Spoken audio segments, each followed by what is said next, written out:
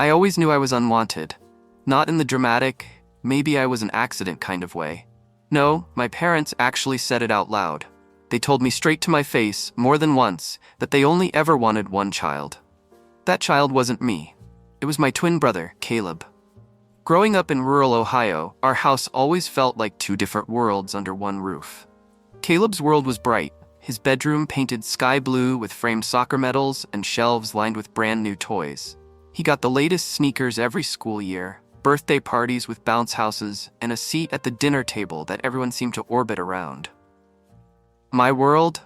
A creaky bed shoved into the smallest room in the house, the one that used to be a storage closet. My dresser was a hand-me-down from my mom's college days, its drawers barely hanging on. I wore thrift store hoodies that smelled like someone else's detergent and learned early on how to shrink myself small enough to disappear. The favoritism wasn't subtle, it was constant. Why can't you be more like your brother? You should learn from Caleb, he never gives us trouble. Your brother's going places. You? We're still waiting. I was 12 when I stopped expecting praise. By 14, I stopped expecting love. The thing is, Caleb wasn't cruel. He was oblivious. He lived in the spotlight my parents created for him and never noticed the shadow it cast over me. While I washed dishes, he played video games. When I asked for help with homework, my parents said they were busy, but spent hours driving him to soccer practice and cheering from the sidelines. School didn't save me either. Teachers doted on him. Kids followed him. I was Caleb's twin, always an afterthought, never my own person. The only person who ever made me feel seen was my grandfather, Thomas. He lived in a weathered farmhouse a few miles out of town, and every weekend, I'd escape there. We'd sit on the back porch, drinking sweet tea while he told stories about working the steel mills and finding your worth in a world that won't hand it to you. He called me kiddo in this warm, gravelly voice, and for those few hours, I believed I wasn't broken. But good things never lasted. The summer I turned 15, Grandpa got sick, pancreatic cancer. Quick, aggressive. My parents took Caleb to visit him constantly, parading him in like the golden grandson. Me? I was told to stay home and hold down the fort, whatever that meant. I snuck out to see Grandpa anyway. I couldn't stay away. He was thinner than I remembered, his once strong hands trembling as he held mine. Kiddo, he rasped, you're stronger than they'll ever know. Don't let them tell you what you're worth. 3 weeks later, he was gone. At the funeral, Caleb stood at the front beside my parents, draped in hugs and sympathy. I stood at the back, unnoticed, clutching the only thing Grandpa left me, a fishing knife with his initials carved into the handle. That was the day something inside me cracked. After Grandpa died, the scraps of attention I used to get from my parents vanished completely. No more, good job, when I brought home straight A's. No more casual, how was your day at dinner? It was like I'd ceased to exist. Family photos somehow always cut me out. If you flipped through our albums, you'd think my parents only ever had one kid. I tried everything to earn their approval. I kept my grades up. I cleaned the house without being asked. I even took on part-time work at the local hardware store, hoping they'd notice how hard I was trying. They didn't. By the time I turned 16, I'd stopped hoping. I just counted down the days until I could get out for good.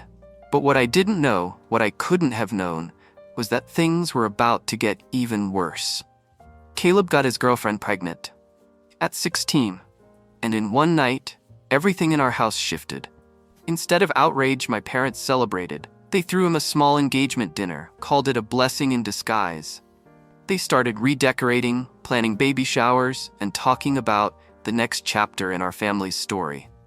I didn't realize what that meant for me until my mom knocked on my bedroom door one evening, her voice syrupy sweet in that way I'd learned to dread. "We need to talk about your room," she said. My stomach dropped. "What about it?" "Well, with the baby coming, Caleb and Jenna will need more space. We're giving them your room. You're almost an adult anyway. You can figure something out." Figure something out. Those 4 words were the nail in the coffin. I stared at her, speechless, while she smiled like she'd just solved some logistical puzzle, instead of shoving her son out into the cold. My dad stood behind her, arms crossed, nodding in approval. "You're a young man now," he said. "Time to start taking responsibility." That night, I packed what little I owned into 2 garbage bags. my clothes, my books, Grandpa's knife. No goodbyes, no promises to stay in touch. Just me, alone. And as I walked out the back door into the freezing Ohio night, I had no idea that the life I was about to build would one day bring me face to face with them again. In a courtroom, no less. And what I'd discover there would shake me to my core. The first night I slept in that tent, pitched behind the gas station a mile from my parents' house, I swore it was temporary. A week, maybe 2. Just long enough to scrape together enough money to crash on someone's couch. 2 months later, I was still there. Ohio winters are brutal. The kind of cold that cuts through every layer you own, settles in your bones, and doesn't let go. I learned to shove newspaper inside my jacket for insulation, to wrap plastic bags around my socks to keep them dry. I stole showers at the YMCA when I could sneak in, and when I couldn't, I made do with wet wipes from the dollar store. Most nights, I fell asleep to the hum of semi-trucks on the interstate, my stomach hollow, my hands numb. And yet, there was something in me that refused to quit. I picked up every odd job I could find, mowing lawns, shoveling snow, hauling scrap metal to the junkyard for cash. Eventually, I found steady work at a bakery owned by an older guy named Frank. He didn't ask questions when I showed up on his doorstep looking half dead, just shoved a broom in my hand and said, "Sweep floors, don't steal, and you'll get paid on Fridays." Frank wasn't warm, not at first, but he was fair. And for someone like me, fair was enough. Over time, he started letting me crash in the storage room above the bakery. It wasn't much, just a single mattress and a window that rattled when the wind blew, but it was mine. For the first time since being kicked out, I didn't have to wonder where I'd sleep at night. That room became my launch pad. I worked double shifts, saved every penny, ate day-old bread and expired pastries without complaint. Every dollar I didn't spend went into a battered coffee can I kept hidden under a loose floorboard. Years passed like that, and slowly, brick by brick, I built something resembling a life. By 22, I had a second job at a construction company and enough savings to buy a beat-up pickup truck. At 24, I signed the papers for my first house, a tiny 3-bedroom fixer-upper on the edge of town. Peeling paint, rusted gutters, a backyard full of weeds. But when I held those keys in my hand, I felt something I'd never felt before. Pride. It was mine. Every nail I hammered, every wall I patched, every squeaky floorboard I fixed was proof that I wasn't who my parents said I was. I wasn't the unwanted twin. I wasn't a mistake. I was a man who had survived and built something out of nothing. For 2 blissful years, my life was quiet. Work, home, sleep, repeat. No drama, no chaos, just peace. And then the knock came. It was a Saturday morning in early spring. I'd been painting the kitchen cabinets when I heard it. 3 sharp raps on the front door. I wiped my hands on a rag and opened it. And there they were, my parents. My twin brother Caleb, his wife Jenna, and their 3 kids. Standing on my porch like a family from a Norman Rockwell painting. "Surprise!" my mom chirped, as if she were greeting an old friend, not the son she'd kicked out 8 years ago. I froze. Caleb stepped forward, grinning like nothing had ever happened. "Heard you bought a house," he said, his voice dripping with faux pride. "Looks nice, man." My chest tightened. I wanted to slam the door in their faces. Instead, I gripped the doorknob until my knuckles turned white. "What do you want?" My dad cleared his throat, launching into the same condescending tone he'd used my whole life. "Listen, Jason," he began. "Times are tough. Caleb's family is growing, and your mom and I, well, we're not getting any younger. We thought maybe it was time to put the past behind us. Start over, live together, as a family." I almost laughed. Family. These were the same people who left me to freeze in a tent at 16, the same people who ignored me at my grandfather's funeral, the same people who never once called, never once checked if I was alive. And now, because I owned something they wanted, suddenly family mattered? "No," I said flatly. My mom blinked, like she hadn't heard me right. "What do you mean, no?" I repeated, "you're not moving in here." Her smile faltered. Caleb frowned. My dad's face flushed red. "Jason," he said, voice low and dangerous, "don't be selfish. This is what families do. They help each other." "Where was that help?" I shot back. "When I was 16 and sleeping in the backyard." Silence. Jenna shifted awkwardly. One of the kids started crying. My mom's face twisted into something between anger and disbelief. "You owe us," she hissed. That word, oh, snapped something in me. I don't owe you anything, I said, my voice shaking. I built this life on my own, without you. You don't get to show up now and take it. For a moment, no one spoke. Then Caleb's jaw tightened, and he muttered something under his breath about always being dramatic. My dad cursed. My mom started crying, and then finally, they left. I thought that was the end of it. I was wrong. 2 weeks later, I got served with court papers. Caleb and my parents were contesting my ownership of the house, claiming it was family property, claiming I'd used shared funds to buy it. It was insane. I hadn't seen a dime from them in nearly a decade. But the more I read the paperwork, the clearer it became. They weren't just trying to move in. They were trying to take everything. I hired a lawyer, a sharp, no-nonsense woman named Karen who didn't sugarcoat things. They're bluffing, she said, flipping through the documents.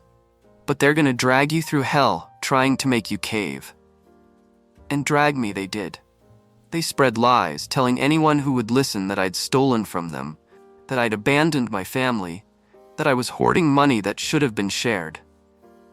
Old family friends called, demanding to know why I was hurting my parents. Strangers messaged me on Facebook, parroting Caleb's sob story.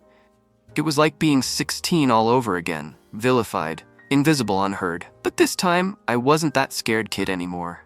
This time, I was ready to fight. And when Karen dug deeper into my parents' finances, what she found turned everything upside down. There was money, a lot of it. Money that was supposed to be mine. Money my grandfather had left me when he died. Money my parents had stolen. The second hearing felt nothing like the first. That morning, as I walked into the courthouse, I could feel the tension coiling inside my chest. The first time I sat in this room, I felt like the defendant of my own life. Outnumbered, cornered, and unsure if the truth would ever matter against the weight of their lies. But today was different. Karen, my lawyer, met me at the door with a folder tucked under her arm and a quiet confidence in her eyes. "They won't see this coming," she whispered, her tone low but certain. I nodded, gripping the strap of my bag tighter. Inside, the courtroom buzzed with quiet murmurs. My parents were already seated at the opposite table, their attorney flipping through a stack of papers with feigned calm. Caleb sat between them, arms crossed, his jaw clenched tight. The same smug expression he'd worn since the day this all started, like he truly believed he was untouchable. But that look wouldn't last. When the judge entered, the room fell silent. The sound of the gavel striking wood echoed, sharp and final. "Court is now in session," the judge announced. Karen rose slowly, every movement deliberate. "Your Honor," she began, "today we will present conclusive evidence of fraud, misrepresentation, and theft committed by the plaintiffs in their attempt to claim property that does not and never has belonged to them."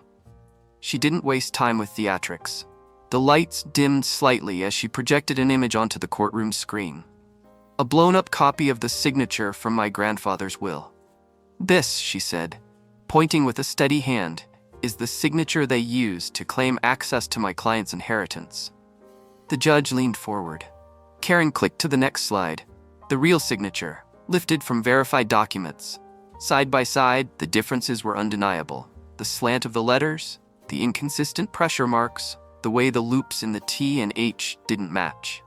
"Now," Karen continued, her voice growing sharper, "look at the dates on these documents. Notice how the alleged transfer occurred months after my client's grandfather's death, during a time when my client's parents were the only individuals with access to his financial records." She moved seamlessly into the bank statements next, the cold, hard proof that had taken weeks to uncover. Money funneled from my grandfather's accounts directly into Caleb's name. Every transfer, every suspicious withdrawal, every dollar that should have gone to me siphoned into their pockets instead. Whispers rippled through the courtroom like a sudden wind. A few jurors exchanged glances. Even the bailiff looked unsettled. My parents' lawyer scrambled to his feet. "Objection, Your Honor. This is circumstantial." "Overruled," the judge cut in, his tone like steel. "Sit down, counselor." Karen didn't flinch. "Your Honor, the plaintiffs have not only manipulated family trust, but forged legal documents to do so. This is not a misunderstanding. This is calculated fraud." For a moment, silence hung heavy in the room, the kind of silence that vibrates in your bones. Then the judge turned his gaze to my parents. "Mr. and Mrs. Thompson," he said, his voice low but carrying, "do you have any explanation for this?" My mom broke first. Tears welled up in her eyes as she whispered something about family confusion, her voice trembling. My father stared at the floor, his knuckles white, jaw locked. Caleb muttered under his breath, "It was just family business. We didn't mean." "Enough," the judge interrupted, his patience snapping like a taut wire. "The evidence is clear. This court will not entertain excuses for theft, least of all theft from your own child." I sat frozen, my heart hammering against my ribs. For years I dreamed of someone, anyone, finally calling them out for what they'd done. And now, here it was. The truth wasn't just mine to carry anymore. It was undeniable, exposed under courtroom lights for everyone to see. The judge's ruling came swiftly. This court finds in favor of the defendant. The property and assets in question are solely and legally theirs. The plaintiffs are hereby ordered to repay all misappropriated funds with damages and are barred from making any future claims. A collective gasp rose from the spectators. My parents sat stone still, disbelief etched across their faces. Caleb cursed under his breath, slamming a fist against the table before his lawyer hissed at him to stop. I didn't look at them, not because I didn't want to see their reaction, but because, for the first time, I didn't need to. Their approval, their acknowledgement, none of it mattered anymore. As the gavel struck, finalizing the verdict, an unexpected calm washed over me. The weight I'd carried for 16 years, the constant ache of being unwanted, unloved, unchosen, lifted. Walking out of that courtroom was like stepping into another life. The sun outside felt warmer than it had in months, the air sharper, cleaner. Karen walked beside me, offering a small, proud smile. "You did it," she said softly. "No," I corrected, my voice steady. "We did it." For the first time since this nightmare began, I felt free. Not just free from them, but free from the belief that I had to keep proving my worth to people who never intended to see it. I wasn't the unwanted kid anymore. I wasn't the mistake they whispered about behind closed doors. I was me. And that was enough. Leaving the courthouse should have felt like the ending. After months of legal battles, sleepless nights, and reliving memories I'd spent years trying to bury, the ruling was in my favor. They couldn't touch my house. They couldn't steal another dollar. They couldn't rewrite the truth anymore. But walking out into the crisp afternoon air, I realized something. Endings aren't clean. They don't come wrapped with bows or tidy resolutions. Even with the verdict, the ache was still there. Not for what I'd lost, but for the family I thought I was supposed to have. That night, I went home to an empty house. No celebration, no victory toast. Just silence echoing against bare walls. I dropped my keys on the counter and stood there for a long moment, the weight of everything hitting me all at once. Relief, exhaustion, grief. I thought I'd cry. I didn't. I just sat on the floor, staring at the scuffed hardwood, realizing how far I'd come, from a tent in the backyard at 16 to a house I built with my own hands. For years, I'd equated survival with invisibility. Now, for the first time, survival meant being seen, even if only by myself. The next morning, I woke up before sunrise, the way I used to when I worked at Frank's bakery. Habit, I guess. I made coffee and stepped onto the porch, letting the quiet of dawn settle around me. The neighborhood was still asleep. For once, so was my anxiety. I didn't hear from my parents or Caleb after the ruling. Not directly anyway. There were whispers, mutual friends texting, distant relatives calling to say they're saying you ruined them. I ignored it. They'd been rewriting the story my whole life. Let them. Instead, I focused on building something better. Not revenge, not proving them wrong, just living. The first step was fixing the house. It was small, but it was mine. Creaky floors, chipped paint, and all. I spent weekends sanding down old cabinets, patching drywall, painting rooms colors that felt like home. I planted a tree in the backyard, a maple, the kind that turns fire red in the fall.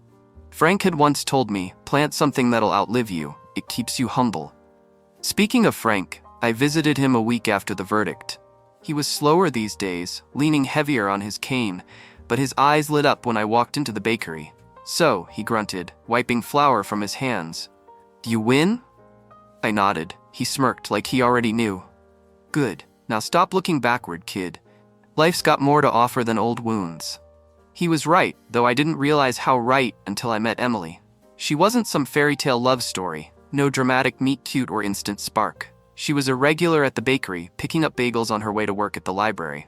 At first, it was just small talk, weather, books, coffee recommendations. But small talk turned into longer conversations. Longer conversations turned into coffee dates. Coffee dates turned into something I didn't know I was allowed to have, someone who looked at me without comparing me to anyone else. Emily didn't ask about my family at first. When she finally did, I braced myself for the look. Pity, discomfort, judgment, the one I'd seen 100 times before. But she just listened. No interruptions, no forced reassurances, just quiet understanding. "You didn't deserve any of that," she said simply, like it was fact, like it was obvious. For years I'd convinced myself that maybe I had deserved it, that I wasn't enough. Hearing someone say otherwise, and mean it, felt like breathing for the first time. Months passed. The house transformed. So did I. I got promoted at work, started hosting Sunday dinners with friends instead of dreading holidays with family. The maple tree in the backyard sprouted its first leaves. Then, one evening in late summer, there was a knock at my door. I knew before I opened it. My parents stood on the porch, older somehow, faces drawn, eyes tired. Caleb wasn't with them. My mom held a photo album. My dad clutched his hat in both hands like he wasn't sure what to do with them. We wanted to apologize," my mom said, voice trembling. "We were wrong, about everything. We miss you." For a moment, I almost let them in. Almost. But then I remembered 16-year-old me, shivering in a tent while they redecorated my room for Sarah's baby. I remembered every dismissal, every "why can't you be more like your sister?" I remembered how they looked in court. Not sorry, just caught. "I don't hate you," I said quietly, "but I can't let you back in." Tears welled in my mom's eyes. My dad opened his mouth, closed it again. There was nothing left to say. They left without a scene. No shouting, no guilt trips, just silence, and, strangely, relief. I closed the door and leaned against it, exhaling a breath I didn't know I'd been holding. This time, I didn't feel hollow. I felt, Because healing isn't about getting apologies. It's about accepting you may never get them, and choosing to live fully anyway. That night, Emily came over. We sat on the porch, watching the sun set behind the maple tree. Its leaves had just started to turn, a soft hint of red against the summer green. "Pretty, isn't it?" she murmured. "Yeah," I said.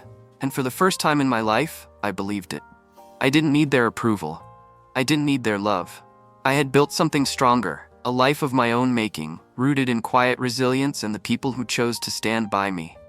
And that was enough. The year has passed since that day on my porch, the last time I ever saw my parents face to face. People assume walking away from toxic family means instant peace, like closing a door on a storm. The truth? It's quieter, yes, but the echoes linger. Birthdays, holidays, random Tuesdays when you catch yourself wondering if they've changed. Sometimes I still wonder what my life would look like if they'd loved me differently. But those thoughts don't control me anymore. I've built a new life. Not perfect, not storybook, but mine. The house that once felt like a fortress now feels like a home. The walls are painted in warm earth tones. There's a worn couch where friends crash after late-night board games. And in the backyard, that maple tree, it's taller now, branches stretching higher, leaves turning redder each fall. It reminds me daily that growth doesn't happen overnight. It happens quietly, stubbornly, season by season. Emily and I are still together. We adopted a scrappy rescue dog named Milo, part shepherd, part mystery, all chaos. Some mornings I wake up to Emily laughing in the kitchen, Milo at her feet begging for scraps, and I think, this is what family feels like. Not obligation, not guilt, just people and creatures who choose each other every day. I won't lie and say cutting ties fixed everything. It didn't. There are scars I'll carry forever. Sometimes, late at night, I still hear my dad's voice in my head. "Why can't you be more like your sister?" It sneaks in during moments of doubt, whispers when I'm pushing toward something new. But here's the difference now. I answer back. I don't have to be like anyone else. For anyone listening to this, maybe you've been there too. Maybe your version isn't a tent in the backyard or a courtroom battle, but you know what it feels like to be overlooked, dismissed, made to question your own worth by the people who were supposed to protect you. And maybe like me, you've spent years trying to earn love that was never freely given. Here's what I've learned. You don't have to keep setting yourself on fire to keep other people warm. You're allowed to walk away. You're allowed to build boundaries so high they can't climb them. You're allowed to choose peace over connection, even if that connection is blood. When I bought this house, I thought it would be proof that I made it. That I could finally stand in front of my parents and say, "See, I was worth loving all along." But I don't need that anymore. My worth was never theirs to define. A few months ago, I planted another tree in the backyard next to the maple. A sapling this time, small and fragile. Emily laughed when I told her why. "One tree was for surviving," I said. "This one's for thriving." And maybe that's the point of all this. Survival isn't the end of the story. It's just the beginning. If you're listening right now, sitting in your car on your lunch break or lying awake at 2 a.m., wondering if it's okay to finally put yourself first, it is. You don't have to wait for permission to save yourself. And if this story hit somewhere deep, if it made you feel seen or less alone, stick around. That's what I share here. The messy, painful, honest parts of healing that no one warns you about. Because life after betrayal, it's complicated. It's lonely sometimes, but it's also beautiful. It's Saturday mornings with good coffee and no guilt. It's friends who become family. It's looking at the person in the mirror and realizing, against all odds, you made it. So if you've ever had to cut ties to save yourself, or you're still figuring out how, you're not alone here. Subscribe if you want more stories like this. Stories that don't just tell you what happened, but what it feels like to claw your way out of the dark and into something better. And if you've been through something similar, drop a comment, share your story. You never know who might need to hear it today. Because the truth is, healing doesn't happen in isolation. We do it together, quietly, stubbornly, one season at a time. And maybe, someday you'll plant your own tree.